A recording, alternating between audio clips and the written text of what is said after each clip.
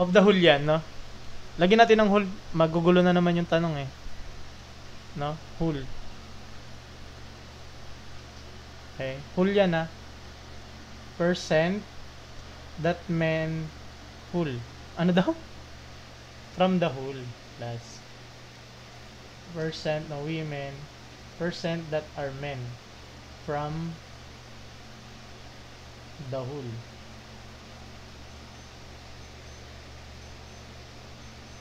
Okay. Gamitin natin yung paborito natin, PBR. Okay. So, pag sinabi natin women to men, kailangan hindi magbago yan. Kailangan 4:1 yan. Pag sinabi natin naka-ratio, pwede na natin gamitin yan. No? Pwede natin gamitin, ito si women, ito yung kanya. Tapos ito naman si men. Ibig sabihin nun, kada merong 4 na babae or women, may isang man or isang men ba? Man lang dapat, di ba? So, ang gagawin mo dyan, ilang percent daw yung kabuuan ng men, no? So, pwede mong gamitin yan, no? Pwede mong gamitin yung, ano man tawag dito? Itong women, pwedeng ito na rin yung gamitin mo. Kasi pag sinabi nating ratio, ba't ration? Ratio lang, no? Pag sinabi nating ratio, pwede mo siyang gawin, pwedeng 8/2, ganyan. Pwedeng 8 tsaka 2, di ba?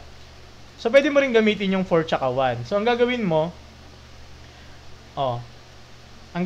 anong hinahanap natin, man. No? Ratio ng man or men. So, ito 1 yon, tapos yung kabuuan niya, ilan? Yung kabuuan niya, 4 plus 1. Tapos, ilang percent daw yan? Ilang percent daw yan? So, magiging 5 tas R, tas na naman 1. So, divide ko sa 5, R ko is 1/5. Pwede ka mag-divide ng paganito. Tapos, dagdagan mo 0, magiging ilan? 2? Multiply mo, magiging 10. 0. So, yung 0.2, move ka, 1 to 20%. Pwede rin naman, kung gusto mo agad, pwede rin naman ganito yun, no? Alam mo na, isang lalaki sa 4 na babae. So, ibig sabihin, yung isa, tapos pagsamahin mo, 4 na babae sa isa na lalaki. So, 1/5. Pwede nang diretso. Kung anong trip mo. Okay?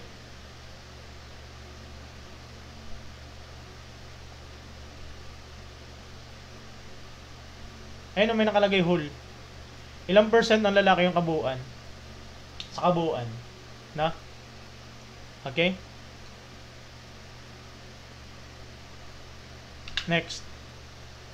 What is the square root of 0.0225? Okay? What is the square root of 0.000225? Okay? What is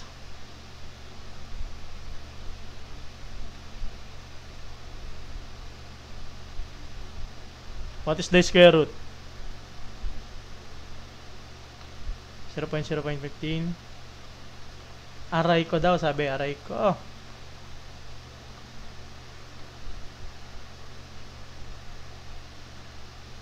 Bidaw. Hoy! Ba't may daw yan? Ano sagot dito kanina? Ito. Letter B.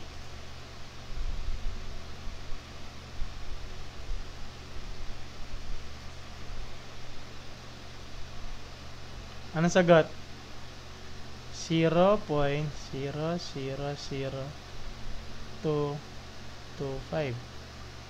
square root. Okay? So, ang gagawin mo ganito. Kasi hindi mo naman pwede siyang diretsuhin eh. Pwede mo siyang gawin diretsuhin, no? 6 na decimal places, square root niya. So, 3 decimal places. So, ang gagawin mo, i-convert mo na natin to into electric fan. Ayan. Nakasabag papawisan ako eh. Hindi pwede wala electric fan. Okay, so gawin mo, i-move mo. Ito, 0.00025. I-convert natin yan into standard. scientific notation. Scientific notation. Para hindi kayo malito, no? Move mo. 1, 2, 3, 4. So, gawin mo na lang pala 6. 4, 5, 6. No, so, magiging 2, 2, 5 times 10 to the negative 6. Na? 10 to the negative 6. Okay? Etong negative sign, nangangahulugan niya na nag-move ka ng 6 decimal places. Places saan? Pa right or pa left? Dapat pabalik mo doon, no? Ng pa left. Okay? Babalik ka mamaya, no? So ito, parang ganito yan siya. Square root ng 225 times 10 to the negative 6. Or, ayusin natin. Ito yung standard, no? Kung meron kayong shortcut, mamaya i-discuss natin, no? Okay, 225 times 10 to the negative 6. Ngayon, yung square root ng 225 is 15. Diba? Square root mo yan, 15. Anong square root nitong 10 to the negative 6? Ganito lang yan. 10 to the negative 6 divided by 2, magiging 10 to the negative 3. So, multiply mo, 10 to the negative 3. Ngayon, makakalaya na sila sa square root, no? So, ang gagawin mo, i-move muna. Ibabalik muna siya sa decimal. No? Ibabalik na natin siya sa... Thank you sa mga nagpa-follow sa atin, no? Ibabalik na natin siya sa...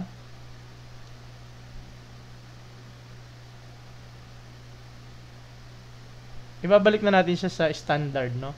So, move ka. Okay? 3 decimal places negative. So, dito yan. Nandito yung decimal mo. Magma 1, 2, 3 ka. No? So, 0.015, no? Letter B. Same rule of cube root. Yes. Mami Rocks. Ganyan din siya. Ulitin natin, ha? Sabi niya, pag sinabi mong square root, ganito yan. Johnny loves you. Ayun, gusto ko rin matuto kayo, no? Okay, ulitin natin, no? Okay, ngayon, kailangan mo siyang i-convert muna. Yes, i-upload natin siya, ha? Tawag natin kasi dyan is, gusto niyo mag-lesson tayo nito, meron ako dyan eh. Mamaya, pagkatapos itong number na to. Pwede rin siya mag-trial and error, no, actually. Pero, turo ko muna sa inyo kung ayaw nyo mag-trial and error. Kasi, yung iba, gusto mag-trial and error. Yung iba naman, gusto talagang matuto ng standard method, no? Move ka. 1, 2, 3, 4, 5, 6. Kapag ganyan yung ginawa mo, di ba, tinan mo, kunyari, 25, pag tinimes mo sa 10, ang mangyayari dyan, yung decimal mo, magiging ganyan. Magiging 250. Di ba? Ngayon, kung negative yan, ang mangyayari dyan, mag-move ka naman ng pakaliwa. Kunyari, ang gagawin mo, ano yan siya?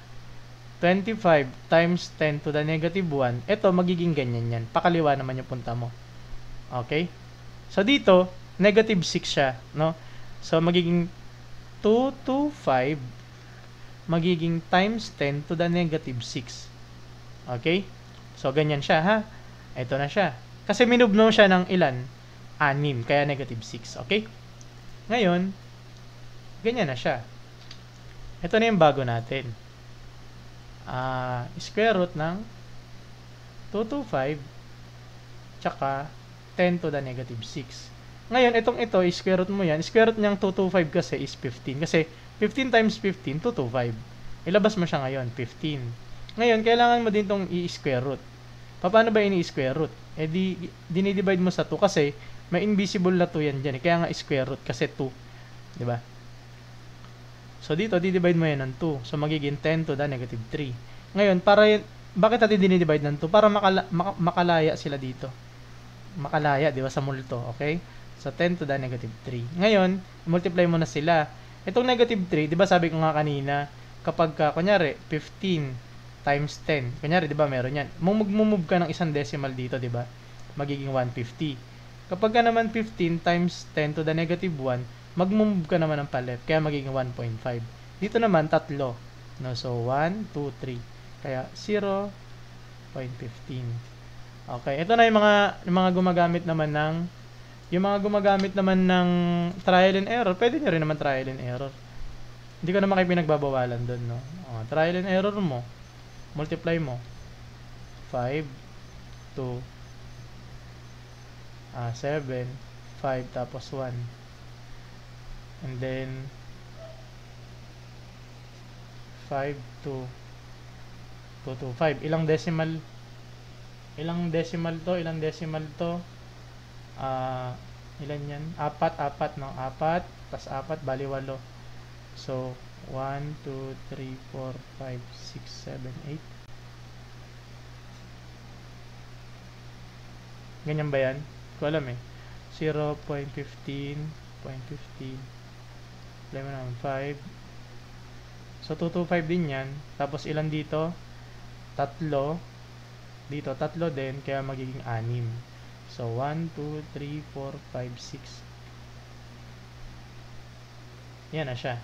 Kapareho na siya. Magkamukha na. Okay? So, okay? So, yan. Pa-subscribe muna, no? Gusto niyo mag-aral tayo ng scientific notation? Meron akong example niyan dito eh. Wait lang ha. Hanapin ko lang siya.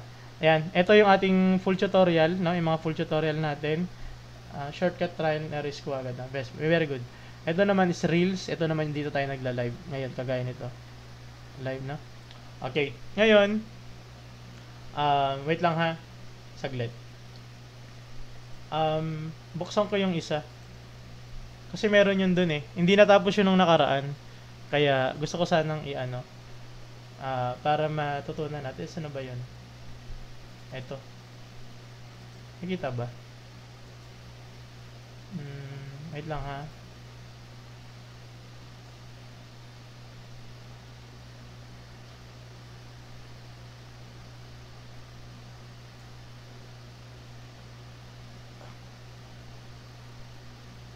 Wala yung ano. Wait lang ha. Hanapin ko lang.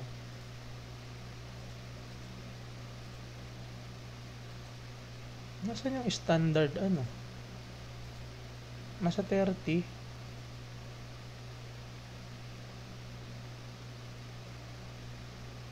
Wala pala. Hindi ko pala isinama.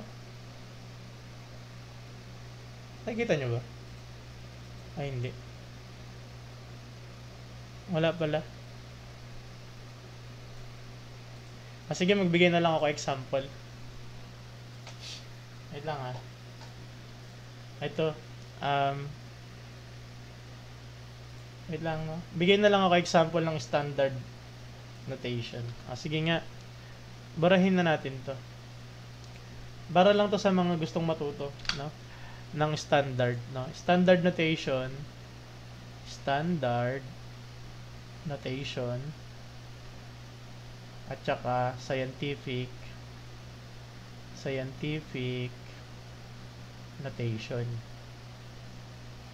Okay? Pag sinabi nating standard, kunyari, 4, 7, sorry. Ito, no? Bigyan ko kayo example. Ito, standard. Okay? Ang tawag natin dyan, standard notation. Lagay ko na lang standard, ha? Ngayon, pag i-convert mo siya sa scientific, ganito siya. Kailangan meron ka laging isa, no? Yung leading mo, kailangan magiging whole number. Kunyari, mag-move ka, move mo. Kailangan isa lang yung matitira mo, magiging 4.75. Pagiging ganyan siya, no? Tapos, ano mangyayari dyan? Siyempre, kailangan mo ng times 10, no? So, kung standard to scientific, ang mangyayari dyan, ang magiging exponent nito, dahil nag-move ka ng pakaliwa, no? Ang i-move mo rito, ang magiging exponent mo dyan, 3. Okay? I-move mo dyan, 10. Bakit ganun, sir? Kasi, kumuha ka, dalawa pala, sorry. Dalawa lang. Okay, tama, sir, Pauno. Dalawa lang. Ngayon, ang gagawin mo dyan, Kasi nga ginano mo 1, 2, no? So bakit ganun, sir? Kasi itong original natin na number na 470, no? 475 pala. Yung 475 na yan, kailangan natin siyang maibalik. Positive exponent, maibalik dito. O, tinan mo, yung 10 to the 2, maibabalik mo yan siya. Di ba yung 10 to the 2, 10 square, parang 100 yun. Di ba? Ngayon, pag i-multiply mo sa 100 yan, babalik yan sa 475. Paano yung hindi ko alam engineering notation eh. Standard notation to, no? Standard notation tsaka scientific. Ganyan na siya, parang bumalik siya sa original. No? Bakit natin ginagawa na scientific, sir?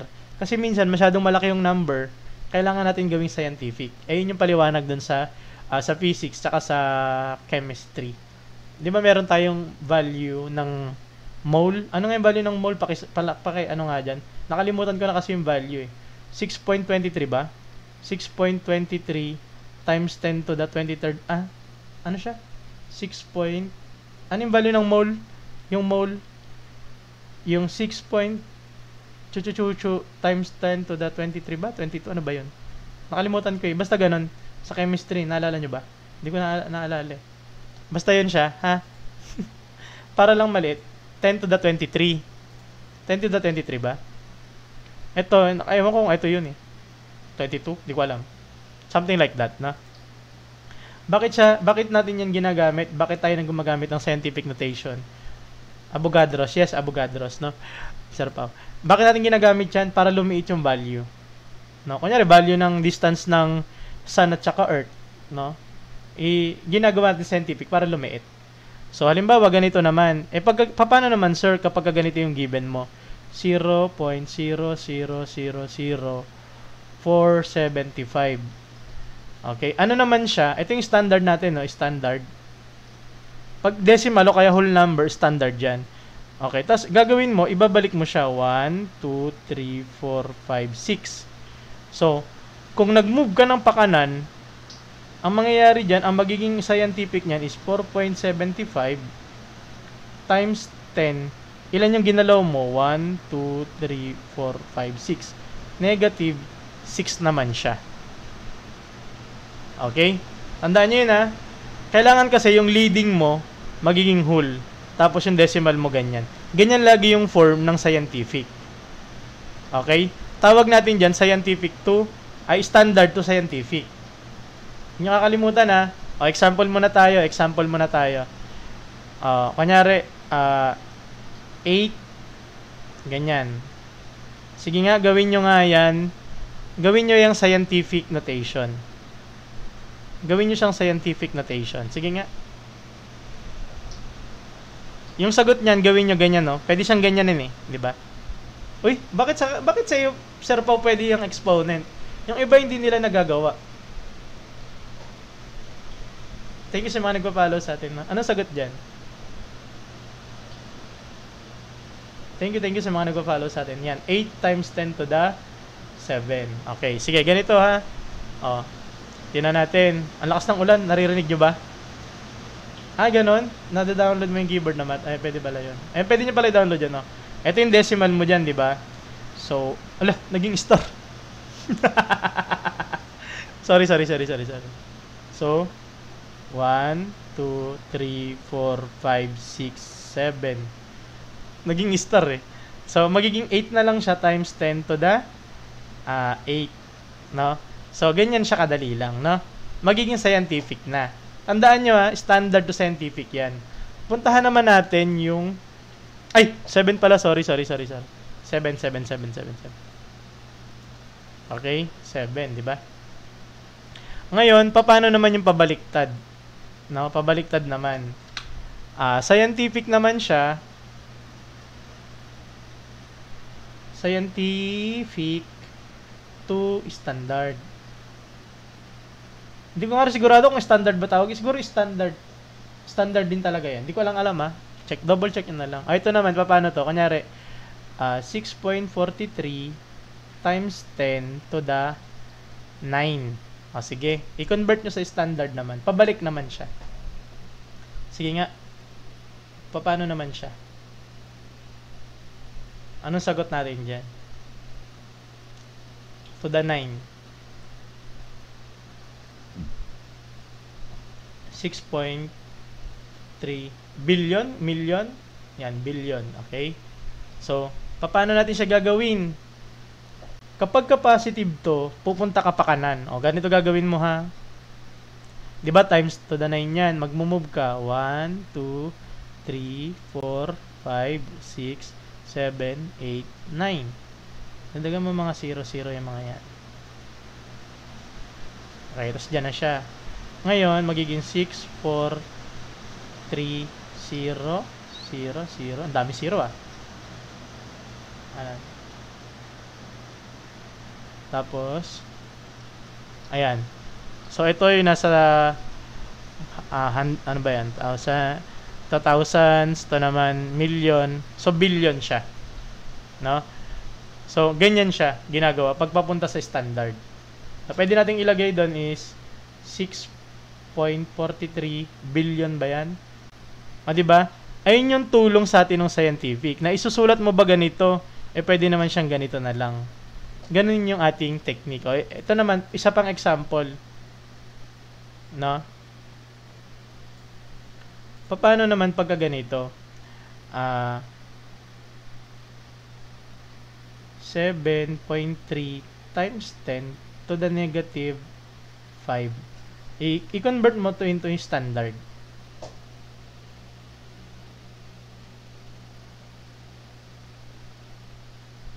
Magiging lesson to, no? Kung grade 3 ka pa lang tapos nanonood ka na dito, naka-advance ka na.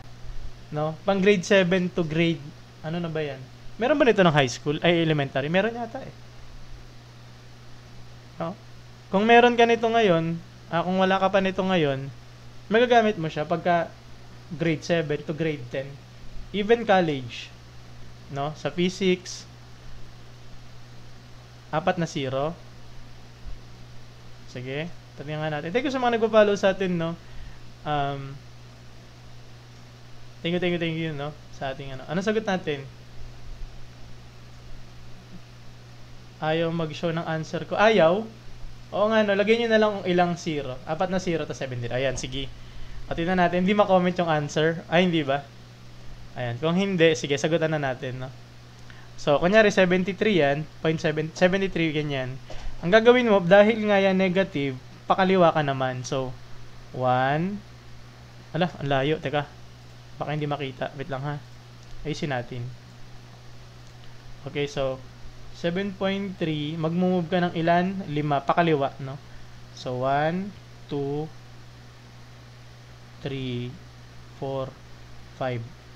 So, lagyan ko ng 0 yung mga bilog, ano na yan, basket. So, magiging point. 1, 2, 3, 4, 73. So, nai-gets ba? So, ganyan siya, ang standard niyan.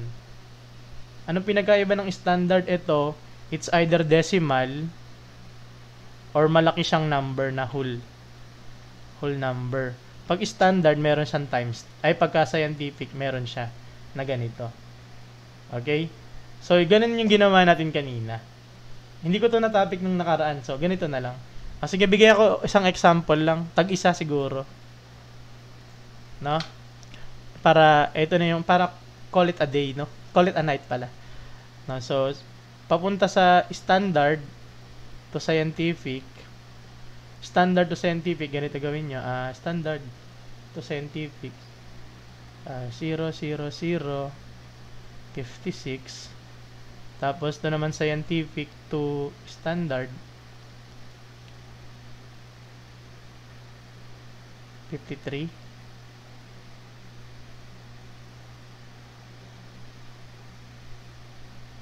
Times 10 to the negative 5. Ito munang isa. Sagutan nyo muna ito. Papunta lang sa scientific muna.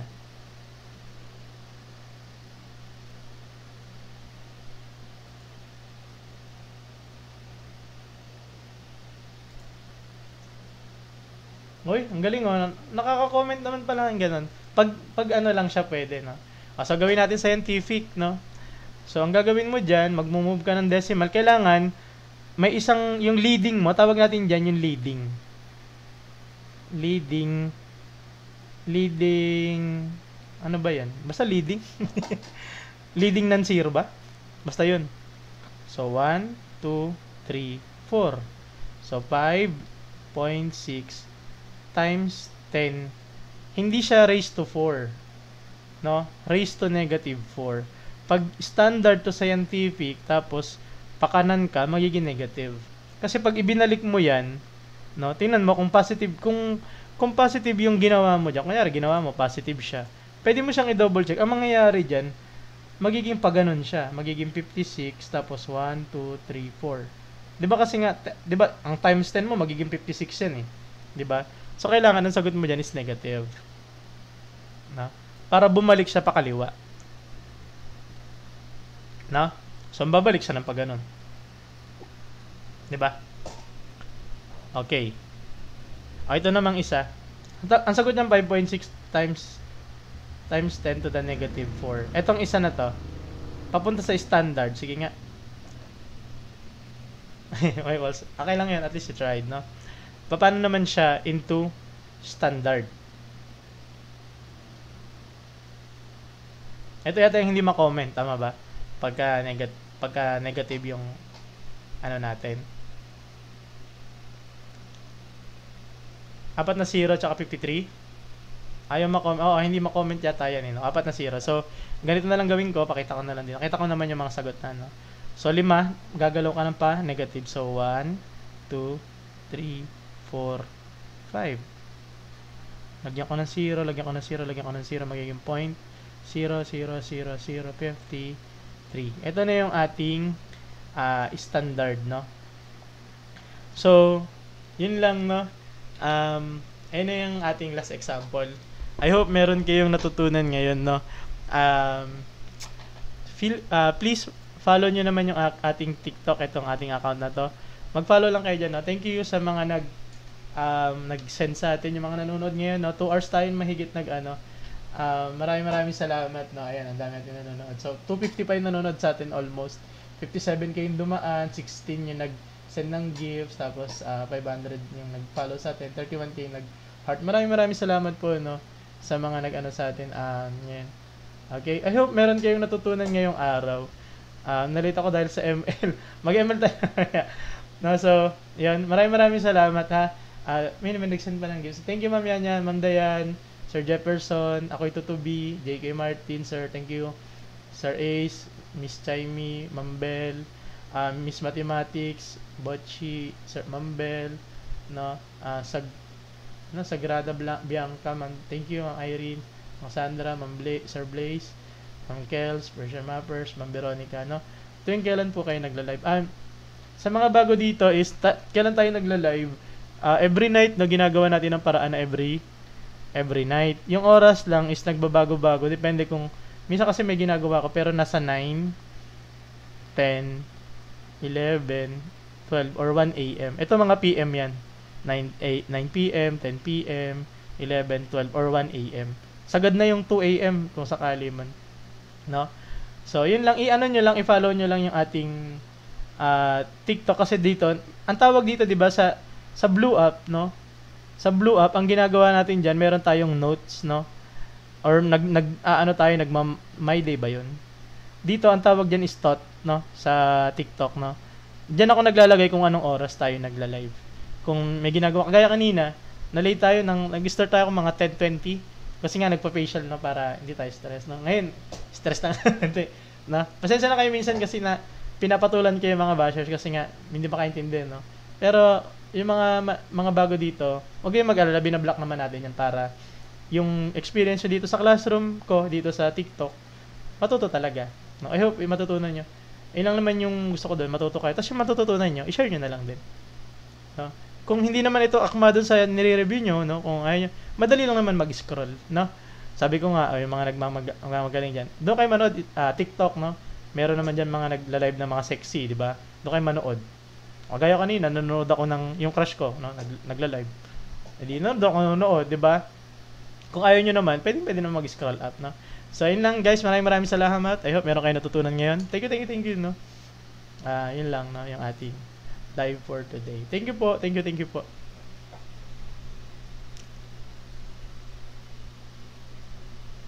Ay, thank you po, Sir Bar, no, sa pag... Mga ganyan na-appreciate ko yan kasi um, assessment nyo sa akin yan. No? Maraming salamat. I hope may tutunan kayo, ha?